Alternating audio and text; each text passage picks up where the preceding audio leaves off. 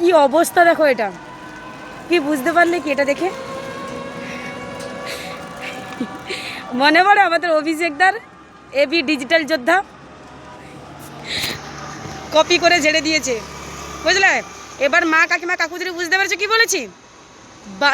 কথায় আছে না যে বাংলা আজ যা পথ দেখায় আগামীকাল দেশ তাই পথ দেখায়।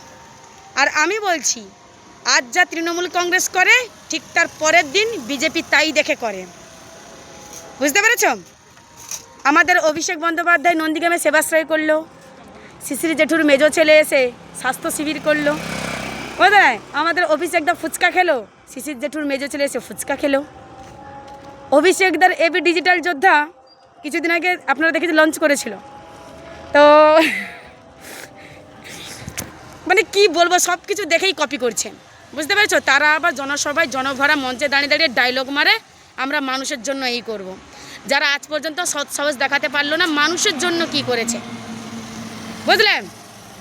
তারা আবার এসে বড় বড় কথা বলে আগামী দিনে নাকি কি বাংলার স্বাধীনতা রক্ষা করবে, মানে যারাই ধ্বংস করছে দেশের শীর্ষস্থানে বসে, তারা এসে নাকি মেয়েদের কি নারী সুরক্ষা করবে, মানে আরও নানা কথা বলে। যাদের ঘটে এতটুকু বুদ্ধি নেই, সব কিছু তৃণমূলকে দেখে কপি করে, তাদের কাছ থেকে আর কি আশা করা যায়, বুঝতে পারছো মা কাকিমা কাকু জেঠু? তাই এখনও সময় আছে, নিজের ভালোটা বোঝো, নিজের ভালোটা বোঝো যে কে ভালো করছে কে খারাপ করছে, এইসব দেখে বুঝতে পারছো না? এবার তোমরা দেখতে পাবে ভারতীয় জনতা পার্টির তরফ থেকে ডিজিটাল যোদ্ধা হিসেবে পুরস্কার দেওয়া হচ্ছে।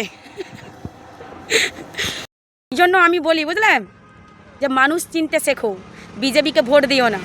যাদের মাথায় এতটুকু বুদ্ধি নেই মানুষের জন্য কী কাজ করবে, যারা সব কিছু অন্য কাউকে দেখে কপি করে, তাদের কাছ থেকে আর কি আশা করা যায়? তাই ভিডিওর শেষেও বলছি, একটা ভোট বিজেপিকে দেবে না, হ্যাঁ দেবে না।